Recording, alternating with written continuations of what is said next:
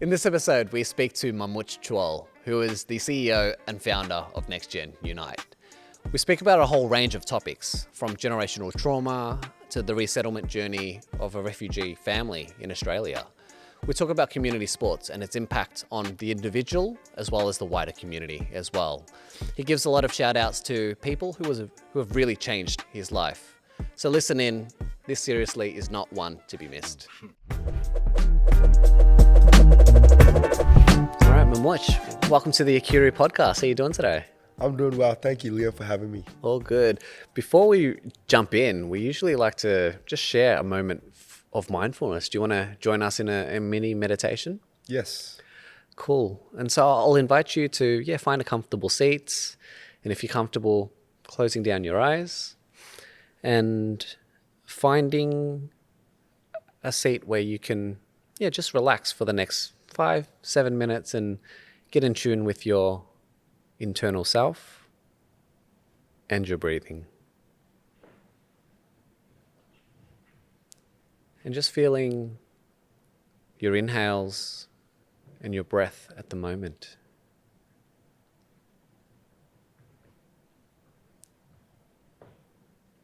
Tracing the journey in through your nose, through your lungs, your chest, your belly,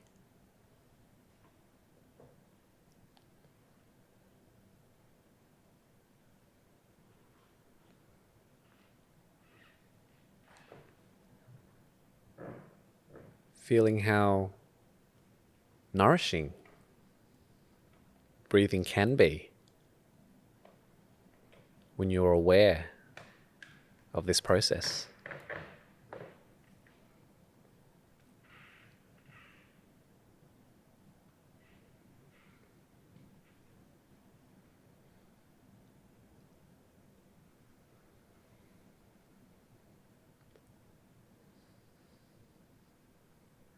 And observing the different dimensions of your breath and your breathing as well.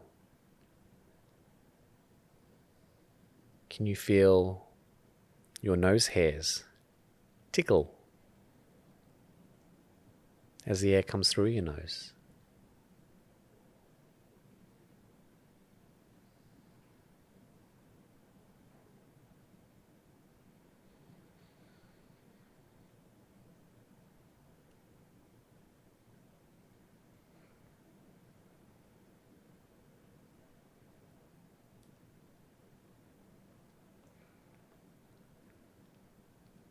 And how about the temperature of the air as you inhale?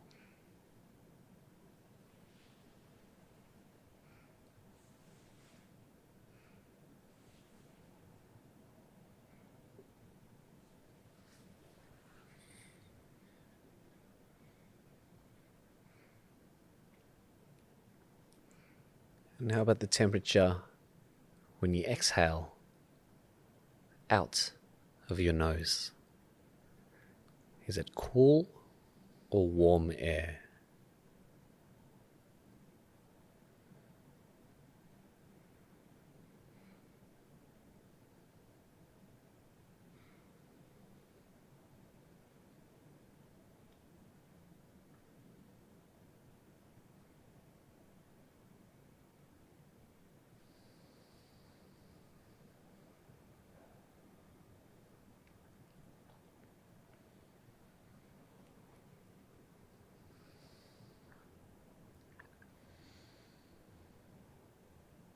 And as you cycle through and receive your breath, can you feel different moments as you breathe? Like at the top, where there is a little suspension as you transition from an inhale into an exhale.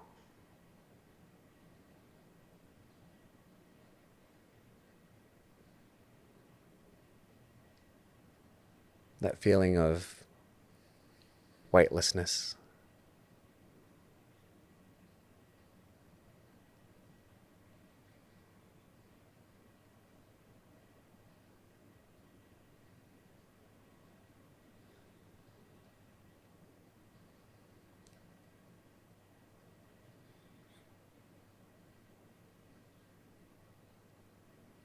perhaps visualizing a trapeze artist swinging and floating through the air as they go from one hanging instrument to the other at the top of your breath.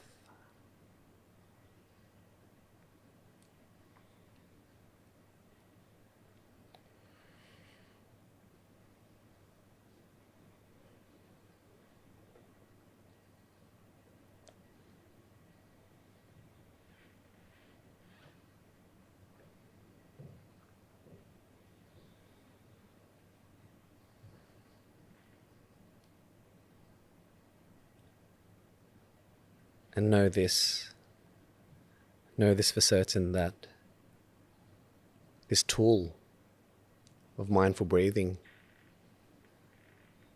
can help you in whatever way you choose it to.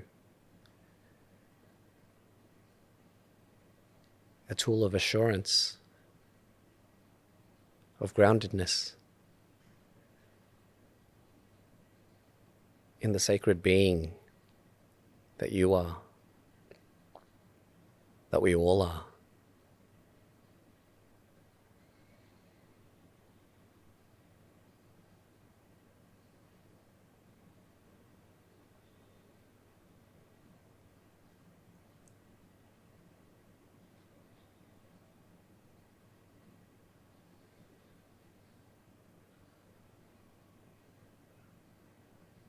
We talk a lot about culture in this podcast,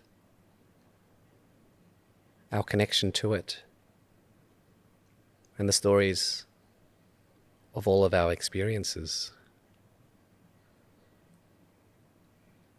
And being in Australia, we honour the stories and the culture of our First Peoples.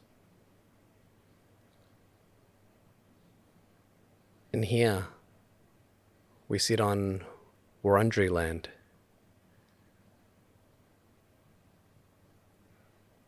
They've been walking these plains for a long, long time.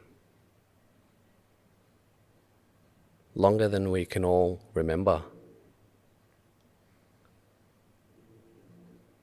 Longer than our documented history.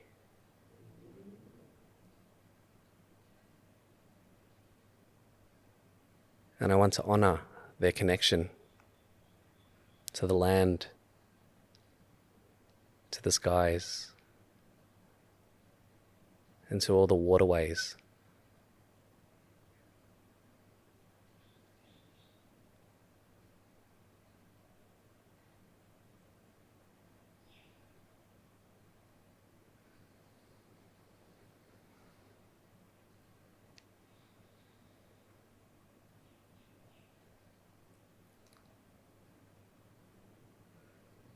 And when you're ready, I invite you to slowly open your eyes and just gaze around the room.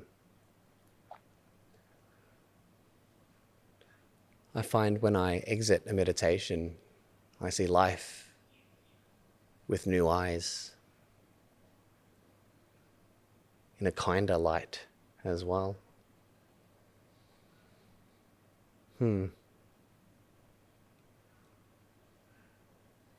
How's your experience in sitting and just breathing with us?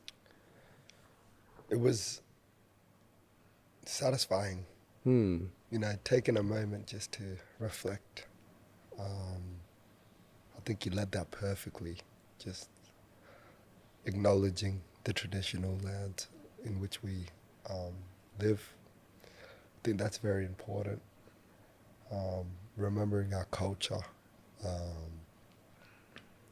And how we can continue to make sure that it's continued for the next generation coming. So, it was very, very good, I think, because,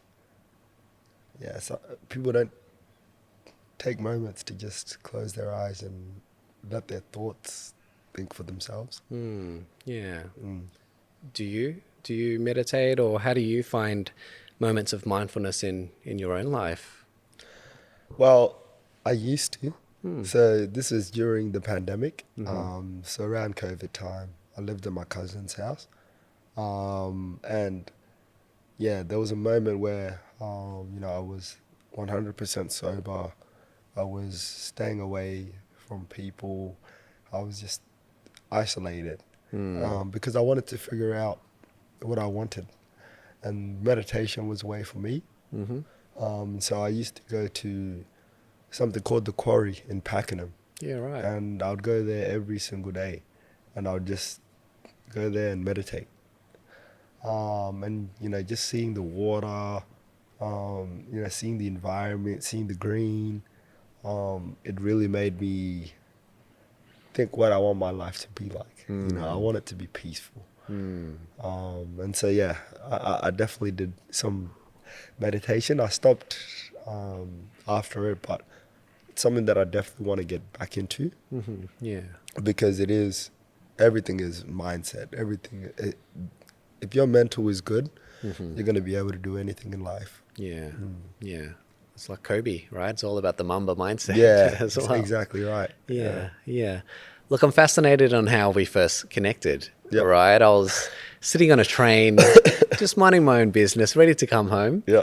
And one of my old futsal mates, I thought I saw him in the distance on the other end of the carriage. And he's like, "Hey, Liam, is that you?" And I'm like, "Oh, yeah." And he came over to me, said hi. And I'm like, "All right, actually, let me come and join you." Yep. And then there was a bit of a moment of, "Oh, should I have done this? Is it going to be awkward for the rest of the train ride?" Right? But we sat down, we had a yarn, it was good. And then you come up to me and you're like, "Hey, are you Liam from LinkedIn?" I was like, "Who the hell is this guy?" He's like, "Hey, I'm Mamuch." I'm like, "Oh, yeah, I recognize the name. Yeah. That was a really cool first encounter. Hey? Yeah. Nah, super. I'm very aware, and I saw you. I'm like, yeah, I gotta say hi to this guy for sure. And I think just that encounter alone has really presented opportunities like this podcast, and and it shows the importance of networking. Because I wouldn't have known you unless I looked on LinkedIn or I was on LinkedIn. Yeah. Then I try to encourage a lot of young people to go on LinkedIn because your network is everything. Especially in Western society. Yeah. You got to really establish yourselves with great networks. So yeah, having that in the back of my mind, I'm like, this is a great opportunity to say hi to Leo. No, it was really cool because I think I got your number and then I got to learn about you on that train ride home as well, right? And learn about you playing footy for, was it Q? St. Kevin's. St. Kevin's, yeah. St. Kevin's. And then I invited you down to one of my work events where we unveiled the new Tan-Track clocks, right? And it's an annual race. We had a guy who's won it for, I think, 3 years in a row. And then you rocked up and you beat him. And you've never run the Tan before. Never. As well. Yeah, that was really impressive. How was your experience running that race, which is quite iconic in Melbourne? Yeah, it was such a surreal moment because I've always been very good at long distance running. Yeah. So I went in there to be honest with you, I didn't even know I was gonna run. Cause you called me and you're like, you never told me I was gonna run. You just told me come. I'm like, okay, I'll be there. And then, they were like, we're about to race now. I'm like, okay, what do you mean?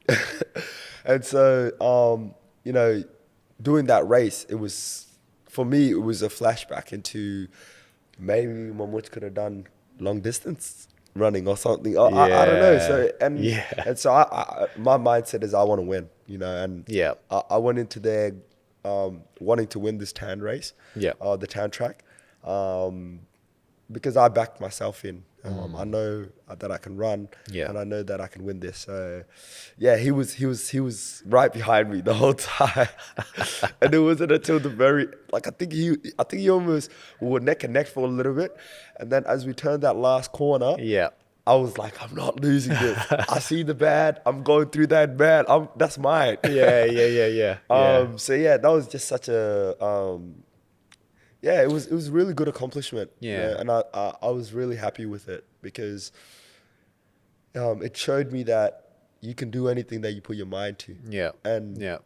you speak about this mindfulness and how important it is to focus on your mind.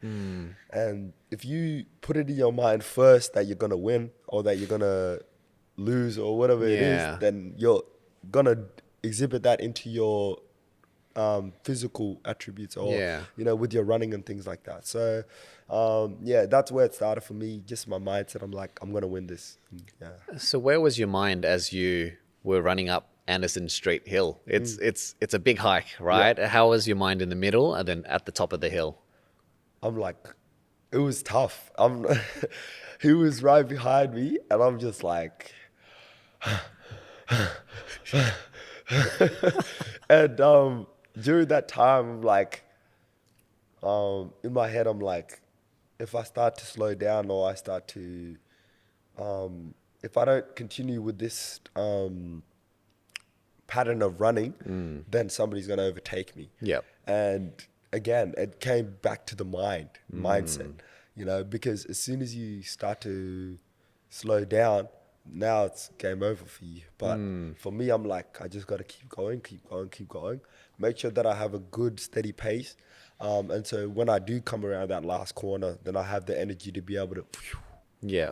But yeah, it was draining, mentally draining, because I've never run the race before, and I was going up the hill, and it was a big hill. Yeah. It's a really big hill. So as I was going up there, I'm like, damn, I'm getting tired now.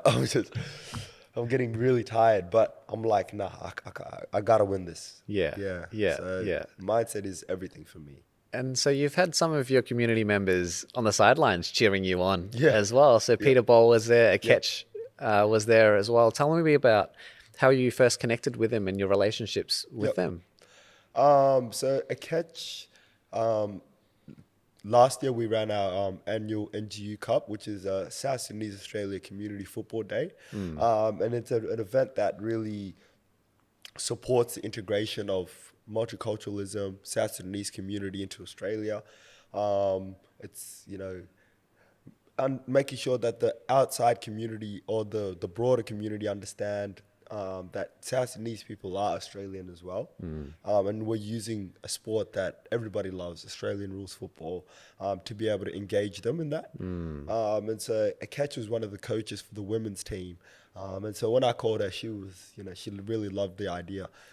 Because, you know, we look at her as a pillar of our community, somebody that represents our women, but somebody that also represents us entirely, because she's somebody that very much advocates for us. She's somebody that very much advocates for us. And, you know, during that period, she was just there every single time. You know, anytime I call her, she's like, Mamuch, what can I do to help? And that's the type of person that she is. And so, having her on board was just really good to see, because our mission was really to make sure that the women are also being understood. Because I feel like in our society, you know, women are generally left outside of things like that. And we want to make sure that they're empowered, that they have a voice and that they can lead, because women make really good leaders. I come from a single mother, and I see how she's been able to help me get to where I am in my life. And so imagine we can empower our women across the board. And then the other thing that we also wanted to make sure we did was speak about mental health, because it's a big taboo in our community. And again, the mindsets of our parents is that it doesn't exist, you know, be a man. But we're starting to have a realization that it's important to speak about these things. It's important to speak about your feelings, because it's not that you're weak, but you're actually strong because you are able to do that. Of course. And that reinforces and enforces you to be able to go into whatever it is, knowing that you've been able to clear that up and spoken to somebody about it, rather than having that in the back of your mind, like, I'm still going through this. You know? And I think it's really important to make sure you face things head on, because once you start to face things head on, then it becomes easier to actually break down those challenges that you may be going through. If you bottle up your emotions, it slowly eats away at you, right? And it festers and it becomes worse as well. So NGU stands for NextGen United. Yep. So it's Unite. your Unite. Yes. Do you want to tell me why you founded the organization? What was the origin story and how you came to be about, rights and empowerment for young South Sudanese folks? Yep. Well, I think the vision starts, a very long time ago. And I think it's, for me, and I think my mom and dad have done a really good job in terms of keeping me connected to my culture. Yeah. I used to go to church, and this is how I know like CJ, Tel, all that, because we went to the same church. And we also grew up in Ethiopia, where we were born in a refugee camp. Yeah. And so those significant moments in my life really ultimately determined what NextGen Unite was going to be. And so, from the ages of, I don't know, I was 13, you wouldn't see a 13-year-old just catching the bus by themselves. That wasn't normal. But for us back then, it was normal. And so as I started to connect with community, understand the challenges, I really wanted to make sure that I was able to do something for our community, because a lot of the times, the reason why these problems happen is because our community is not united. Yeah. We don't have one voice. We don't have, so everything is divided. We have East, we have West. And so as I was trying to, come up with the organization, with the group of friends and I, we really wanted to make sure that all of those factors were in there, that it's important to acknowledge where we come from. Yeah. But as we do that, we need to make sure we do it differently. So it's very tough to navigate with our parents. And it's not their fault. They come into a world where we have a certain expectation based off what we're experiencing at schools, at sports clubs. We see, mums and dads might be ready to pick you up after school and might let you hang out and they have some snacks ready, or you might go to a football community or whatever, and you might see the parents might pick you up, the parents might do oranges and lollies and all of that sort of stuff. So that really empowered me, in the sense that I understand how important community is. And I understand that a lot of different people play a part in that. And so it wasn't until 2021, I finished school. I didn't know what I wanted to do. I did unscored VCE. But all of those things, because in school I was very discouraged. I was very rebellious towards teachers, and that's just because they didn't understand me. But now they're starting to see the respect. Now I'm actually going into schools and I'm speaking about these things. So all of those different things played a part in why NextGen Unite is where it's at now. All of the different people that played a part in helping me grow up.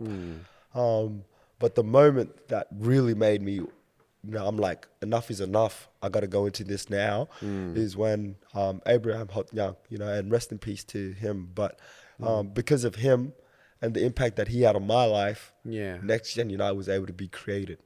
And so what he did was he always encouraged me to follow or pursue basketball. And, he was a father. He was a high flyer. He was a grandson. He was he was just everything. He was everything. And so, the passing of him really brought about what I was talking about before, where I started to do the meditation stuff. And so I used to go for a walk every single day for about 6 months. And during that time is when I was coming up with a vision. How can we stop this? How can we improve this? How can we make sure that young people do have a future and can see a future where they're in it? And so as all of those different, I was off social media, I was sober, I was just focused. And so I started to, write up a PowerPoint of things that were going well from my own experiences. the South Sudanese Australian basketball tournament. I wanted to bring that back. Now it is back, but it wasn't because of me. It was because community see the significance of community sport. Yeah. And then, things like the football and all that sort of stuff, that also came up in that PowerPoint. And so then I started to be like, okay, we need a team. And so I started to invite my friends into it. I wanted to tell them about the vision, and they were very much into the vision. And so we came up with a name, came up with a logo. And for us, we really wanted to focus on our community in particular, because around this time, this is when the South Sudanese community were into a life of crime.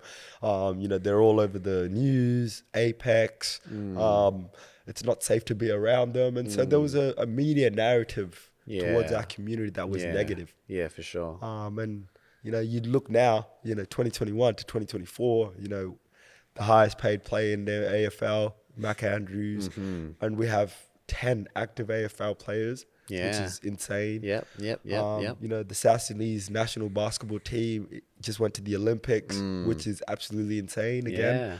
And so now people are starting to see that, okay, these are people that are worth investing in, and so as I started to understand that we have value, and we need to start to value ourselves, and we need to start going out there and telling people, this is the community you need to start to invest into. Yeah. Because as much as, they have problems, there's also a lot of positivity going. And people always look to the negativity, unfortunately. And I think for me, I'm like, which community can you say is perfect?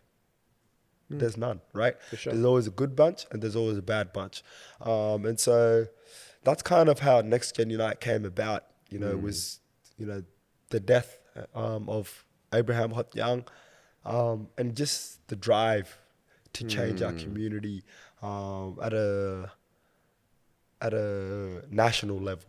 Because a lot of our problems, unfortunately, stem from intergenerational trauma. And so there's a lot of big gaps. People probably don't even know this, but we have over 64 different tribes, like over 32 different languages. So it's very difficult to communicate with one another, Right. So in terms of Abraham, he seems to be such a critical role model for you, and sounds like a sudden and quite tragic passing of his then. And so, in the immediate aftermath, how did you feel losing such a role model in your life? It was, honestly, I just don't want to be around people. Like during the pandemic, I stayed at my cousin's house because I wanted to be around people, that loved me, that appreciated me, that took care of me. And so the timing of his death really opened my eyes. It really showed me that everybody's facing a lot of different challenges. And his death showed me that there's so many other people in our community that are going through that, and for me, I wanted to be able to make sure that nobody else in our community goes through that, because he was a father. And now his kids don't get to have a father anymore. And that's on us as a community. That's not on him. That's on us as a community, because we weren't there for him. Who was there checking up on him? Who was there making sure that he has the mental resilience to be able to get through that? Where are the support systems? So that just really opened my eyes and made me grow up faster than others, because this is the reality that people are passing, and it takes people in the community. It takes a village to raise a child, right? I wanted to take that concept and be like, even though that Abraham's not here, we're still there for him, because now we're doing that for the entire community, where we are seeing so many different organizations coming up, whether it's Mass Recovery, whether it's AYI, whether it's, NextGen Unite, whoever it is, now there is those entities and those bodies that can help you integrate into society, help you with your challenges, you know, whatever it may be. So I'm very, as sad as it was, it really helped me grow as an individual person. So he's no longer with us in the physical, but I can, through your storytelling and through the emotions that are evoked through your words, I can sense his spirit as well, and he lives on. In terms of NextGen Unite and your different programs then, so football is a key component as well, the cup. How did it go organising the first one, and now you've got like a big one coming up next week as well? Tell us about the journey and the evolution to being where you are and running East meets West, because I'm sure as the West Siders get together and we're like, West Side, and it's all like banter and fun and games, right? But in a really healthy way. You know, fantastic question. I think it was probably the hardest thing that I've ever done. And having that game just showed how much our community is appreciated, is valued. Because without the broader Australian community, you know, people like Michael Doble, people like Trish Doble, people like Sean Jackson, people like Patrick Doherty, like all of these different people in the broader community, they played a significant part in helping us make this event happen. And so, you know, I'll tell you about how the idea even came up. Please.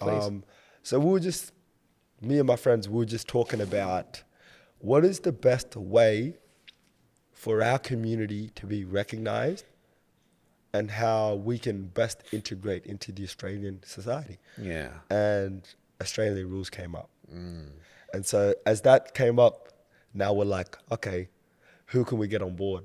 Matt Jackdaw, you know, the first South Sudanese Australian football player, you know, the first African as well.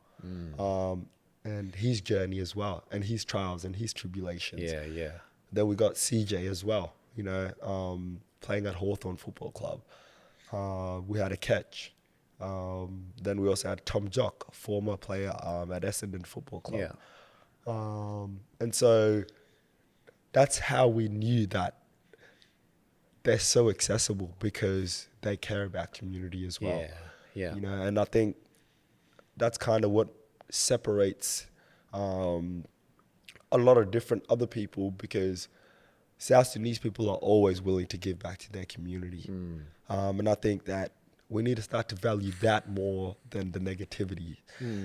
Because for some reason, the negative stuff is the stuff that always goes viral, right? But the positive stuff isn't shared, isn't liked, isn't commented on. And that's unfortunate. And so, you know, when we wanted to design this game, you know, we had 4 main objectives, you know. We know that in our community that we're very divided, you know, whether it is East versus West. And that's where that idea came from. And that was because we understand that, unfortunately, there's a lot of street violence, you know, and a lot of people have lost their lives. So we wanted to use this event to unite the young people, to show them, hey, look, okay, if I have a problem with somebody, let me see if I can talk with them. Let me see if I can reason with them. And unfortunately, these are things that we weren't taught, because, you know, we come from a community we come from a country that's just been through war, you know, that's just been established.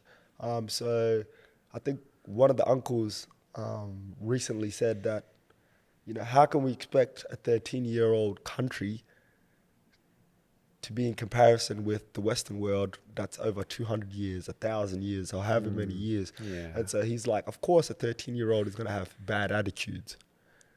But just because they have bad attitudes, that doesn't mean that we can't teach them. And so that was one of the reasons. We also wanted to tackle our mental health and make sure that that's addressed. And then we also wanted to make sure that we, as South Sudanese Australians, can integrate into the Australian society successfully. And then the last one was changing the narrative, and that was the way to do it.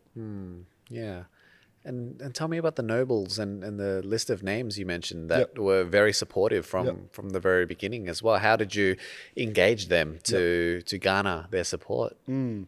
So I have to first talk about the very first moment where I knew that I was valued as a person. Please. And this is, I was living in Hampton, right? Hampton East, and we were in the flats. They've knocked those out now, and across the road was Boss James Reserve, which was Hampton Rovers football ground. Yeah. And I used to go there just to go watch the games and stuff. Yeah. And I'm not sure, they probably noticed me just lingering around. Yeah. And then they came to my house, and they knocked on the door, and they're like, "Hey, and would you like to play football?" Yeah. And I'm like, "Yes." And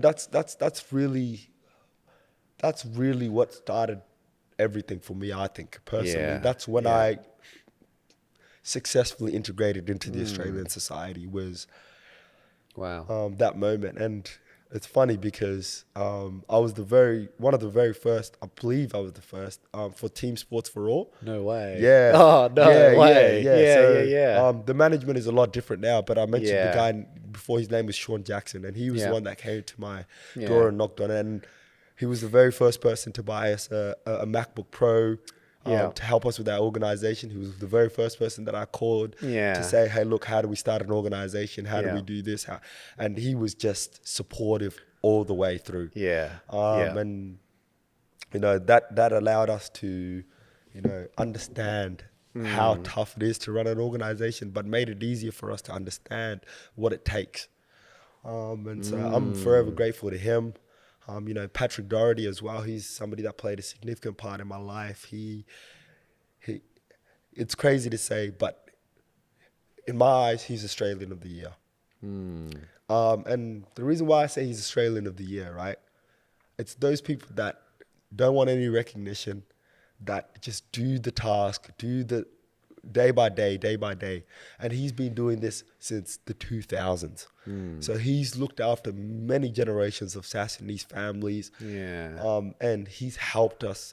Like, if I look at the people that he's worked with, all of them, if not, are successful or are doing something meaningful in their lives. And he is the type of person he used to pick me up from my house in Hampton East. And then he would go pick up my friend Christopher in Noble Park. And then he would go pick up Fuji from Cranbourne, or he would go pick up Daniel Dorr from Frankston. I'm like, this man is Superman. How much fuel does he have? And so just, man, this man really just, I don't know why he did it. I still, to this day, I still don't know why he did all these things. But he's my Australian of the Year, because he's helped entire generations integrate into Australia successfully. And he's still doing it till today. He's probably he's probably 80 nearly. And I'm like, wow, I don't know how he has the energy to be able to continue to do this. And so, he's been a big factor in my life. And then Michael Doble as well. So it's funny because he actually reached out to me, and he was trying to get some young people into doing some work with St. Kevin's Football Club. And St. Kevin's has been a big factor as well in NextGen Unite success and in pushing us and in pushing our image. And Tom Jock was obviously my cousin, and he didn't even know that me and Michael were talking. And then when we caught up at Oakley, and we had like a coffee together, and he was telling me about that idea, and then that's when I spoke to him about the football. And when I say this man is a genius, he's like, done. As soon as he's like, leave it with me. That's the one thing that Australians say. When they say leave it with me. I got this. Leave it with I got this. I got this. So, it's reassuring, isn't it? Yeah, it's reassuring. And so, football is a very, very hard sport to organize. And he was our the main guy for our sponsors, right? Yeah. And then his wife, Trish, she did our bookkeeping. And so that made it so much easier to engage with sponsors, ask them to sponsor us. And that's kind of how NextGen Unite football came about, was from that connection. And then, you know, all these other different people played a big part. Jeremy Heffernan, who runs a company called Star Sub Apparel. They helped us with our uniforms. You know, he helped us get our major sponsor, Paul Hopper, which is Hopper's Motor Group. Hopper, So, you know, just so many significant people played a part in NextGen Unite's journey, and are continuing to do that. Because I think individually they've been connected to somebody else. That's South Sudanese, and they understand that, wow, how can we make more of these people, and how can we help them integrate? Like, you look at you know, Michael Doble, he had Tom Jock. You know, you look at Jeremy Heffernan, he had a Yik. You know, and so they understand the challenges and the barriers that South Sudanese people face, but they also see potential. And that's how we want other people to start looking at us, as potential. You know, and just because there is potential, there's also challenges, there's also barriers. And it's like, how can we work together to address some of those challenges and make it easier for the young person to have a bright future?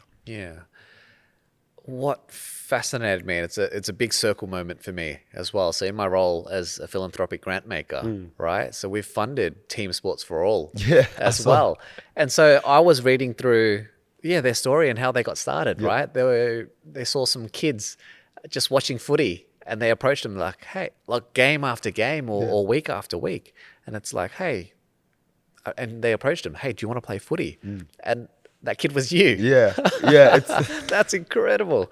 That's incredible. And they've gone on to, I think, support up to 380 and onwards to 400 kids at the moment as well. So their model is really cool, because they work directly with the footy teams or any sporting teams as well. They get discounted uniforms and equipment to allow that young person to play, and for that young person to play continuously. So it's not just 1 year, but for many years, wasn't it? And then help you integrate, help your parents and older generations integrate as well.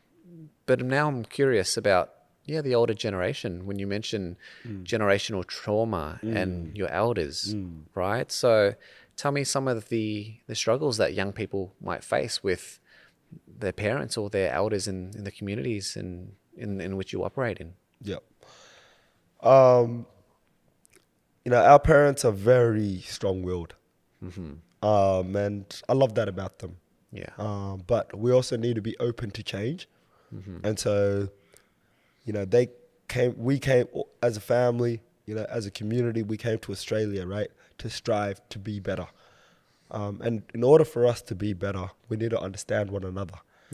And so, you know, looking back to my upbringing, you know, I did everything in the name of my mom, you know, because she's always been by my side. And, you know, my mom's not perfect, but I love her so much that I can tell her where she's going wrong, you know, and what she could have done better. Because now she does have, you know, kids, and she did that for me. You know, she said, I didn't want you to be alone in this world. And that sparked something in me. And so when I understood that, I'm like, okay, it's not that our parents don't love us, you know, it's just they have a different way of showing it. You know, they may not say I love you, but they do so many different ways or so many different things to show you that they love you. And a significant moment for me in understanding our parents was understanding my mom. And, you know, she's instilled so many different values into me, you know, and one of the biggest one was forgiveness. And she was the one that helped me reconnect with my dad, because she's like, even though that my dad and you know, my dad and mom, they didn't have a good relationship, she's like, don't let that affect your relationship with your dad. Wow. Which is absolutely crazy, right? Wow. She's an impressive woman to have that perspective as well. And So I took that in, and even though that there was, certain reasons why I didn't engage with my dad, if my own mum is endorsing it, I got to do it now. And so, my dad and I have a relationship now. My mum and dad speak about me. And so this is when I started to understand that we can make change. But it all comes down to communication, and unfortunately for a very long time, it hasn't been both ways. Yeah. It's always been I say this and you do that. Yeah. Yeah. And so now that young people are starting to step up, be leaders, parents are starting to understand that these young people, we need to give them more credit for where they're at. Yeah. And so, when you're a young kid, you don't understand what our parents do for us until you start to mature up and you start to understand. Yeah, for sure. And for me, I would say that I grew up a lot faster than a lot of other kids around me because I had a lot of different challenges and barriers. And so one of the biggest things that I understood about our parents is that they do love us. Yeah. They do want us to succeed. But it's just about finding ways for the next generation or the new generation to connect with our parents. Yeah. Because like even for NextGen Unite, the reason why it's called NextGen Unite is because we understand that our parents are not as open to change as we are. Yeah. We grew up in a society where we judge people for who they are and not where they come from, right? And so our parents, there's a significance in the contributions that they make, and we need to acknowledge that. But at the same time, we also need, as young people, we need to start voicing our opinions. Yeah. And we need to be together in that so that they understand that, okay, what you're doing and the way that you're talking to your son or your daughter is not right. He doesn't have to be just a doctor or a lawyer. He can also be a plumber. He could also be a politician. He can also be an AFL player. And so our parents are starting to now open up their eyes because they're seeing these people who are now role models to the next generation. These are the people that they're looking up to. And so our parents are now, I think it's also a growing journey for them. And I think people in our community maybe haven't realized that as much as they're adults and stuff, they're also navigating a new country.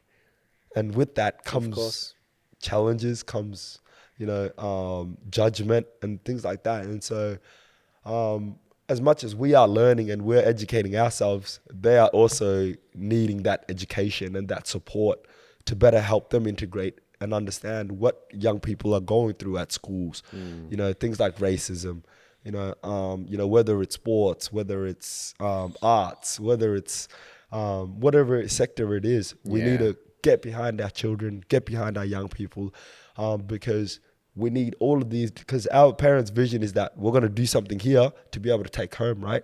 But imagine we have 1,000 lawyers. What about our civil engineers? What about our electronic engineers? So what about our teachers? So we need to start supporting people at all levels because everybody is important, and everybody makes a contribution to the community, regardless of what they're doing or what their occupation is. Yeah. So look, we're all living life for the first time, right? And we forget that our parents are living life and learning at the same time as well. So it's just a reminder to give our old folks grace as well as they navigate through their own challenges and navigating through life. So what I'm hearing here is it's similar, but of course the unique experiences of the African community and your South Sudanese community. So Asian parents don't really say, I love you as well. And like the Asian community, we joke, we're like, all right, so they cut fruit for us or they ask us, have we eaten, and they serve and cook us food and things like that. How do South Sudanese parents show love then? So I think the way that they show love is, by doing everything to help you become a person. Like, for instance, I look back at all the messages that my mom used to say to me. And it was always a place of love. And just because she wasn't saying it, that doesn't mean I didn't feel it. Love is an action. not a saying. You know, you got to feel it to be able to understand love, right? And it's an emotional thing. So that's how I think my mom shows love, is by supporting me, by telling me, you know, don't hang around certain people, don't do this, because they're being realistic. Yeah. And unfortunately, the reality for us Africans and black people is that, you know, there's a higher chance of us being incarcerated than anybody else.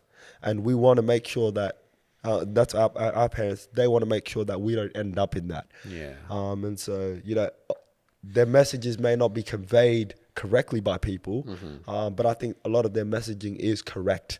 Yeah. You know, but it can be said better for young people to be able to better understand where they're coming from. Yeah.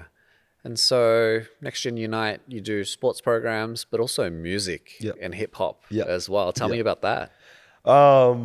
Yeah. So, well, the reason why we came up with that idea is because, you know, we understand that not every young person just wants to do sports. True. We understand that a lot of young people want to do music, want to do creative stuff, arts.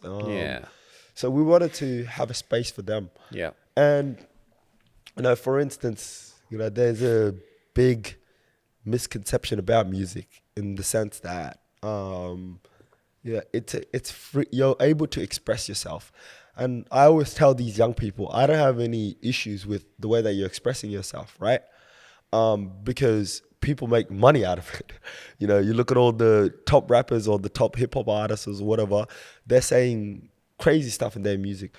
And so I'm like to these young people, you can do that too.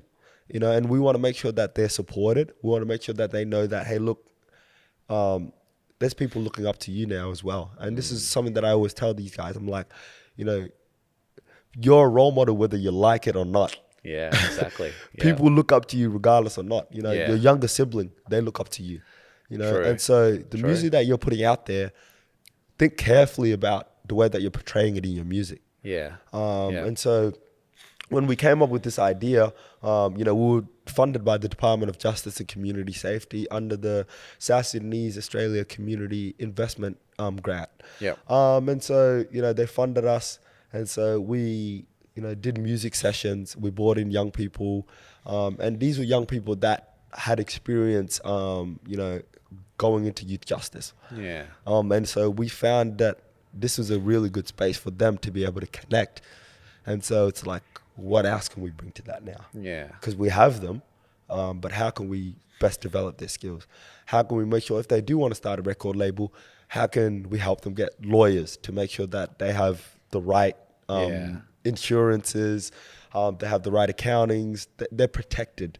Because you can make money, you know, legally. For sure. But it's about making sure that they have the right setup to be able to do that. And so, you know, we're starting to see, you know, a lot of spaces now within the Department of Justice understand that this is something that is important to them. And we need to make sure that if this is their environment, what are the other things that we can bring into their lives as social service providers? You know? Is it work, employment? Is it education? Is it, you know, work experience? Is it paying off their fines? You know, because a lot of them have debts and things like that. So whatever it may be, we know that sports is a vehicle for change. The same way football is a vehicle for change, music can also be a vehicle for change. And we want to change the narrative that, hip hop is blah, blah, blah. Because at the end of the day, everybody listens to it, you know, whether they like it or not, in their radios. You know, if certain entities want to bring certain people in, they don't go saying, he's been in jail before. You know, they're not looking at that. They're looking at them as a person. And so we want to make sure that music is a place for people to be able to express themselves freely. Because, and I think it also brings about positive change as well. We know that, for instance, we have East versus West, right? And for us, it's similar. We have East Coast, West Coast. And so let's embrace those things, right? But let's do it the right way. You know, if the West Side guys have their music, you know, let's make sure that it's also respected in the sense that we're not sending a messages of violence. Of course. And so Yeah, that's the thing with hip hop, right? Like I grew up listening to a lot of hip hop as well, and it was the artistry, the poetry, the description of struggle as well. That really got me into it, and the playful but also clever use of words as well. But there's also a negative connotation with hip hop, and it can be misogynistic and rap about like pretty filthy stuff, right? And all the gang banging and things like that, right? How do you see that play out in your community then? Because you see how it's a great tool to bring young people in and to cater and to work at their spark, right? But there's also a message that if they take to heart in terms of the negative stuff, that it could play out and young people think, yeah, I'm empowered to go and shoot people and things like that. Fantastic question again. I think we need to be critical of the fact that influence is a big thing. And for us, Black culture, African Americans, they're probably our biggest influence, right? Yeah. And that's why we do everything that we do. So with that being said, one of the things that I want to make sure that we're integrating into our programs is conflict resolution skills. You know, because too much of the time, young people, get engaged in certain things like violence, as you said, shootings and all that sort of stuff, right? And the craziest part about that for me is that you will see that op or whatever they say once in a blue moon. Yeah. Like you might have a problem with somebody and you only seen them one time, right? But you're willing to throw away your entire life. Yeah. Your entire life Yeah. for this one person. And so what I want to make sure that is instilled in these young people is how can we conflict resolute these situations so that you guys have an understanding. If I don't like somebody, okay, let's have a conversation about why I don't like this person, because that way, at least, if I do see that person, we may not say hi, but there's not going to be any issues between us. And it's a very challenging thing, and it is a reality. I think that, there is certain violence within our community that we need to address. It's not up to Victoria Police. It's not up to the government bodies. It's not up to philanthropists. It's within our own community, right? And it's something that we as a community need to address together. Whether it is the parents, whether it is the next generation of young people, whoever it is, we should all be coming together and saying, let's stop this. Let's stop this. Let's have a conference. Or let's have a table talk or whatever it is, and have the groups of people that are engaging in violence come together, talk about your issues, with somebody mediating it and somebody being able to say, hey, look, why do you have a problem with this person? Now they're going to be able to better understand why they have a problem with that person, right? Rather than having assumptions as to why that person might not like you or why that person, wants to hurt you. Right. And so I think it's about bringing people on this journey of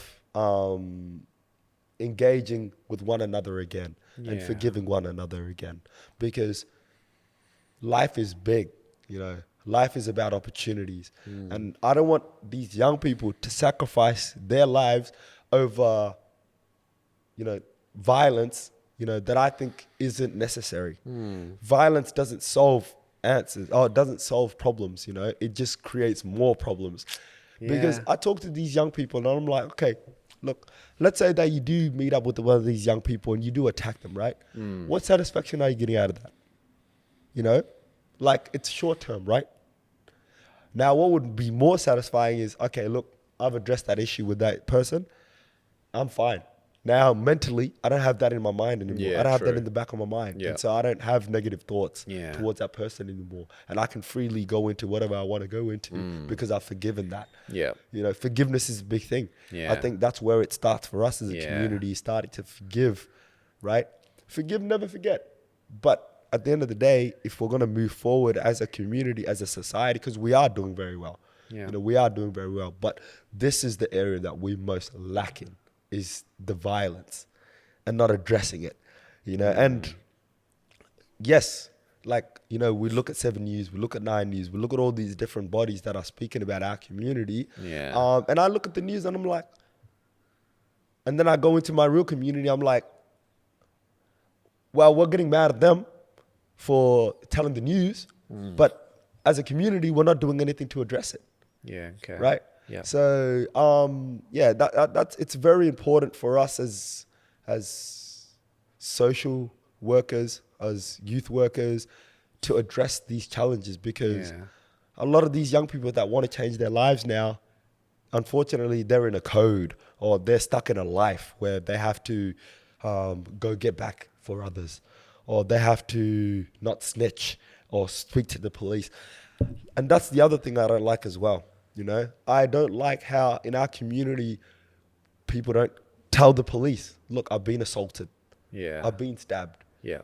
That's an issue, because if we're not doing that, we're giving these guys an easier way to escape. You know, it's an easier way for them to be able to maneuver around. Yeah. You know, but the moment we, as a community, as people that are, because we're innocent people, you know, we're civilians. Yeah. We're not in that life. So if you're not in that life and you're assaulted, you should be able to call 000 and say, hey, look, I've been assaulted. And you should be able to make a report, and that's it.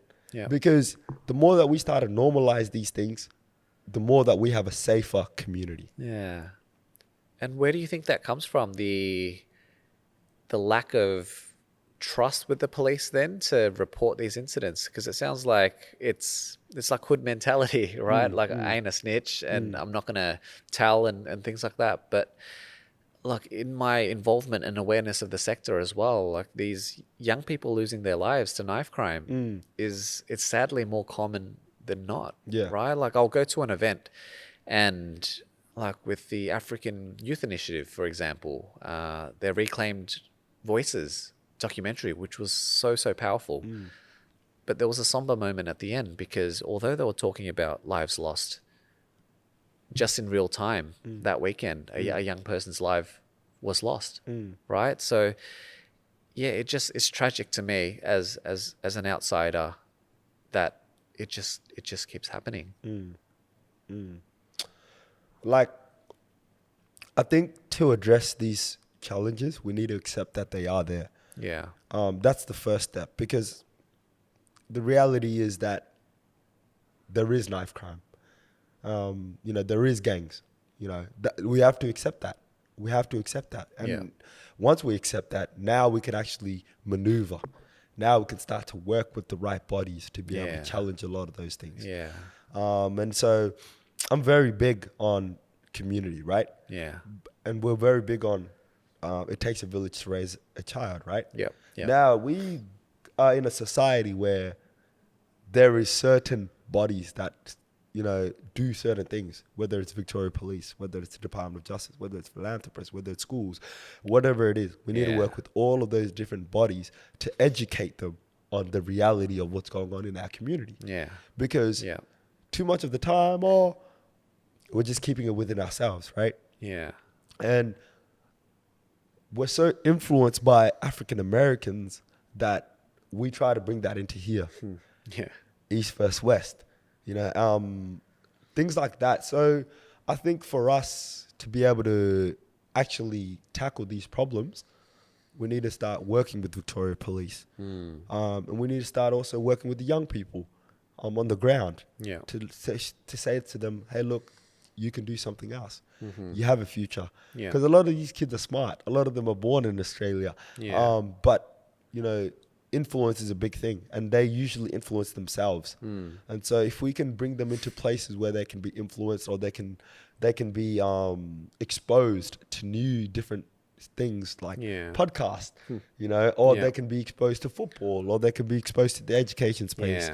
So, you know, there's a lot of work that needs to be done, but I'm very, very optimistic, and I'm hopeful that we are going to bring about a better community, bring about change. But we do need to stop doing what we're doing in our community right now, which is not acknowledging that there is very big problems within our community. Because We try to say that there isn't a gang problem. Like we're trying to push. I'm like, why are you pushing that? Internally, we need to be able to say, hey, look, who are the main groups? If we are a community, who are the main groups? Who are the main leaders?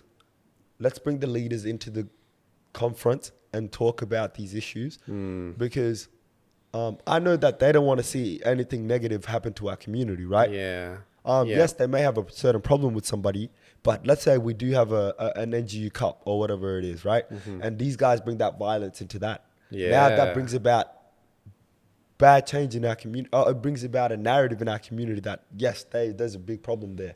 And that's what happened with the South Sudanese basketball tournament, Sure. There was a lot of violence that was going on. But for me, I'm like, the way to solve that issue is by bringing these people in and saying, hey, look, we need to have a no tolerance for violence when it comes to community activities. Because that's your little brother. That's your little sister. That's your mother. That's your dad. This is our community and we need to protect that. If you guys want to do all that sort of stuff, do it away from community. Do it away from community. Do it at wherever places that you guys do it, but don't bring it into a setting where there's families are there. There's young people that are there. And I always say to these young people as well, hey, look, because they say, oh, I tell my little brother, don't get involved in stuff like this, right?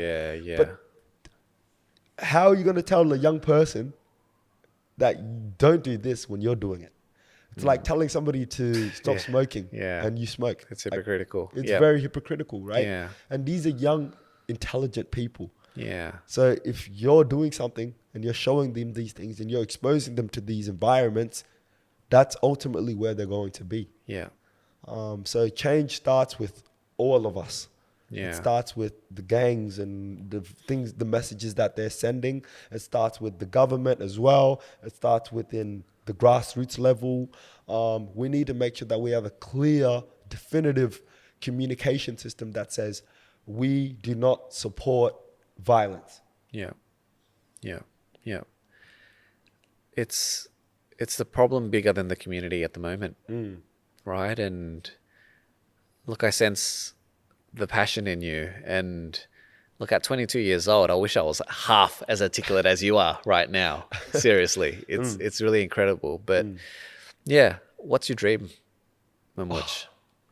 I shouldn't be saying this on the podcast. Up to you. Liam, my dream is to become president of South Sudan one day. Holy shit. And it's a big goal. People say I'm over ambitious, but I'm the type of person to defy odds at all levels. Whether it's, within my own community saying, oh, go get a degree first. I'm like, okay, I can do that and I can do this. So that's my dream. And the reason why I dream to be that is because God's greatest gift to me was my voice. I come from a single mother, but my mom said to me, look, I'm not going to allow you to be in this world alone. And now she has 2 kids. And then on top of that, she got 3 children from child protection. Right. And those kids are Dinka and Wenwe. So Okay. I don't know if this is God's message to me and saying that we believe in you, or I believe in you, to be able to bring this vision to life. Because, the fact that there's Dinka and Nuer kids living together, that's normal now. We're starting to normalize that. And so, that's my dream. And I think that we, as South Sudanese Australians over here, we're the ones that can actually go back home and set about strategies, set about those policies, make sure that people have opportunities to work, have a water system, have an electricity system. So all of those different things, it starts from here, right? And we need to make sure that that's, because that was our parents' vision, right? But they've instilled that vision into us and the opportunities that are being brought about us, Yes, I may want to be the president of South Sudan, but that doesn't mean that we also don't need a minister for education, somebody that has understood the education system in Australia, because I think that Australia is if not the best country in the world. I think it's the most multiculturalism country in the world that accepts people for who they are, accepts their backgrounds, and helps them successfully integrate into the community. And we want to be able to do that back home. And I think this is probably something that I want to say as well, is our parents, we know they have a big responsibility, bigger than what people know in the outside world. So to everybody else, our parents are literally keeping our country back home from starving. Yeah. They're the ones sending money back home. Yeah. Yeah. They're the ones paying for rents. They're the ones that are paying for the bills back home. Yeah, right. You know, when somebody needs medical attention, they're the ones sending that money. Yeah. That's the money that they're investing back home. You know, but we as young people, we're oblivious to it. We're blind to it. Yeah. We want to have all your money. We want to have the newest PS5. We want to have the newest this and this and that. But they're also facing a lot of different challenges that they're not obliged to, but they feel obligated to do it. Yeah. Because we have a phrase in our community back home where everybody is one, you know, and you know, whether it's food, we all eat together. Yeah. You know, whether it's drink, we all drink together. Yeah. You know, money isn't really a concept back home. But yeah, so I'm having being able to understand all of that is why I wanted to be this, to be that, to be a voice in our community, because I can understand there's the old generation and there's the new generation. But I want to make sure that we're empowering the next generation to say, look, this is the vision that our parents have instilled into us, but we're the ones who can make that vision become a reality. Yeah. And the reality is for us that we can do what we put our mind towards. Mm-hmm. So that's fascinating. In terms of, obviously, your big lofty goal, that's bloody inspiring me as well, right? And I've got like 10 years on you. But in terms of your elders having this vision of, all right, you're going to build these skills in Australia, which is a great safe place and to build world-class skills, right? But then also taking these skills and bringing it back to build the country of your ancestors as well. And it's different to, I guess, my community, where connection and reconnection and going back to the mother or the fatherland comes with a lot of hesitancy as well, because of the different political views. So I find it quite refreshing that there is encouragement from your elders to, hey, pick up these skills and you can bring them back and succeed back home in South Sudan as well. Yeah. So how we love to wrap up this podcast, and it's been an incredible journey just sitting here and having a yarn with you for the past hour and a bit, right? We wrap up with 3 of our questions. And so the first one is, what are you grateful for? I'm grateful to God. I'm grateful to my parents. I'm grateful to the Australian community. Yeah. And I'm also grateful to everybody that has played a significant part in who I am today. Yeah. I think that without them, I wouldn't be where I am. I wouldn't think the way that I am. Yeah. So I'm very grateful to life as well. Yeah. I think we don't do that enough. Be grateful for life. Yeah. And I'm grateful for being able to come into Australia in 2007. You know, I think that's probably the defining moment for me, because I feel like I was chosen. Yeah. To come here. You know, it wasn't at random. You know, I was selected to come here, to have a purpose, to have a vision, and to make that vision become a reality. Yeah. And so that's what I'm grateful for, because God chose me to bring about this vision. Yeah. He brought me into a country that allows for that. You know? Because if I went in any other country, I wouldn't probably think like this. But I think Australia was the right choice. So I know I've got 2 more questions, but I want to double click on this one and dive in just a little bit. How long were your family in Kakuma refugee camp for? And tell me about the selection process as well. So we were in Iteng refugee camp in Ethiopia. Yeah. And I was born in Gambela. Yeah. And so I don't even know the entire process, but pretty much my uncle over here, he really was the one that helped us. And I think there's obviously a waiting list and stuff like that. But, you know, I came here when I was 4 years of age. Yeah. You know, I started primary school straight away, went straight into prep. And so, yeah, the selection process back home, from what my understanding is that it can take a long time, but you need people to sponsor for you to come to a country. Yeah. And so I believe we were sponsored by my uncle, David Kathakong. And so when we came here, we lived with him and his family. Yeah. And, you know, we have a lot of siblings. And so, that was the process. And I'm forever grateful for that process and that journey, because it's done wonders for me. Yeah. It's done wonders for me, and I'm super, super grateful for him, to his family, for bringing us and allowing us to stay in their house. For sure. And allowing us to eat their food. Yeah. And allowing us to drink their water. Just everything, you know, like you can keep breaking it down to how much they've done. Yeah. So I'm grateful for all of that. Incredible. And so the second question is, what have you realized? I realized that change is difficult, but it can be done. Yeah. You know, I look to when I was in high school now, you know, we never had guest speakers coming in that were black or that were South Sudanese and speaking on their journey, you know, because one of the things that I always tell these young people is that, you know, truthfully told, there is bad people out there. There is racist people out there. Yeah. But the majority of the community is good. And that's who you need to be reaching out to. Yeah. Those are the support services you need to be talking to, you know.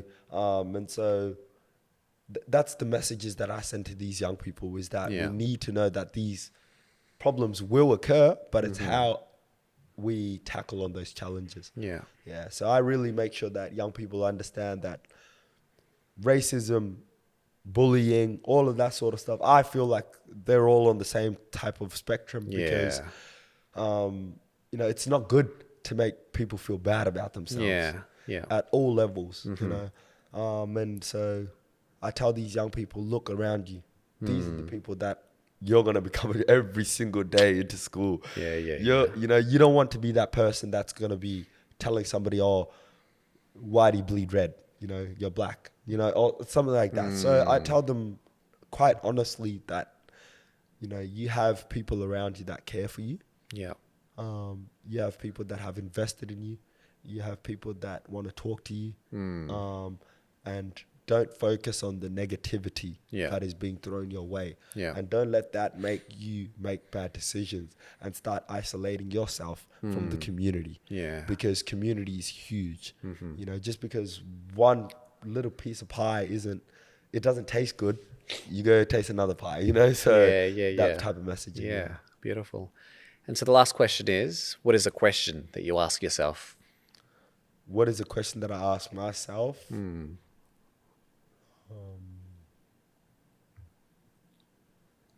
That's a good question.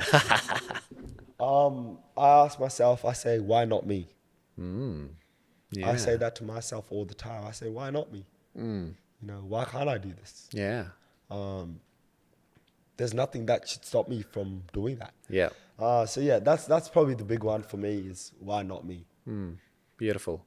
And so we've got some bonus questions as well. So look, throughout this whole process, right, those were our 3 questions, but we started exhibiting these questions at different events and pop-ups that we attended. So we called them our seeds of change, right? Because they planted seeds in everybody that they could ask themselves through our events. What are you grateful for? What is the question you ask yourself? But as a part of that, Jasper has developed the Seeds of Change card game and conversational tool as well, right? So that's what you see right here in front of you. There's the journey, and they exhibit our OKIRU values as well. So it's having an open heart, open mind, realizing and recognizing that there's beauty through the struggle as well, similar to how the lotus leaf, lotus flower grows in mud. And the last one is for us to be bold and to also be brave as well. So there's a couple of cards right there in front of you. Do you want to pick a theme and then maybe give it a shuffle and then pick one out and read it out to yourself? Yes, sir. Yeah.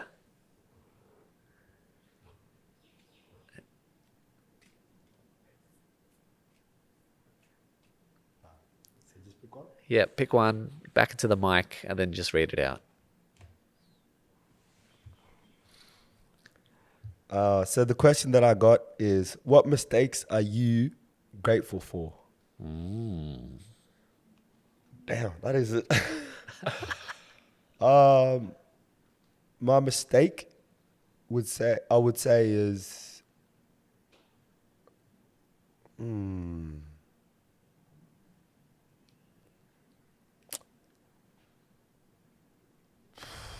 Look, so these questions are very deep.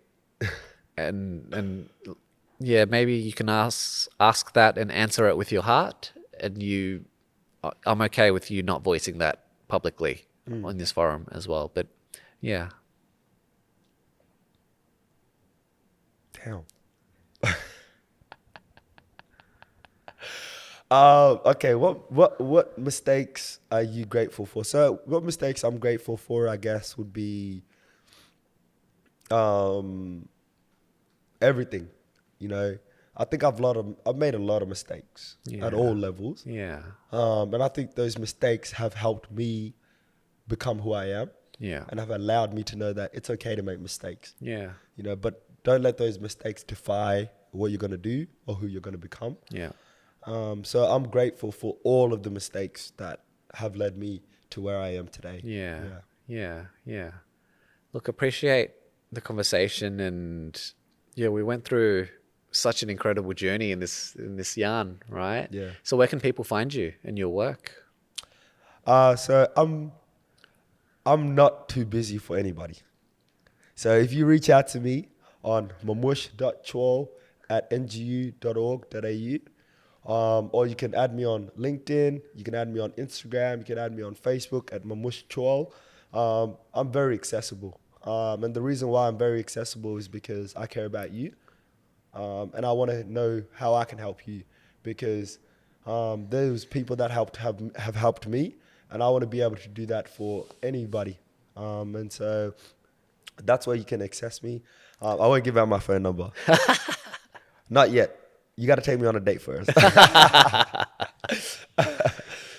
Yeah. So look, this coming Tuesday, you and I are sitting on stage at the Third Culture's multicultural, what's the I stand for? Multicultural I conference. I forgot what the I is. But we're standing in front of a sold out crowd. So I'm really looking forward to sharing the stage with you and yeah, just amplifying your story and then continuing the conversation on stage as well. So look, appreciate you, brother. Thank you for this. No, thank you, Liam. I think, we've had a roller coaster of a journey now. And it's only been probably 6 months? Yeah. When we probably met? Yeah. And so I think stuff like this is very important. Sharing stories, learning from one another's cultures. Yeah. Understanding people's stories brings about better understanding. Yeah. And I always say this to people, try to go and understand that person before you start to judge them.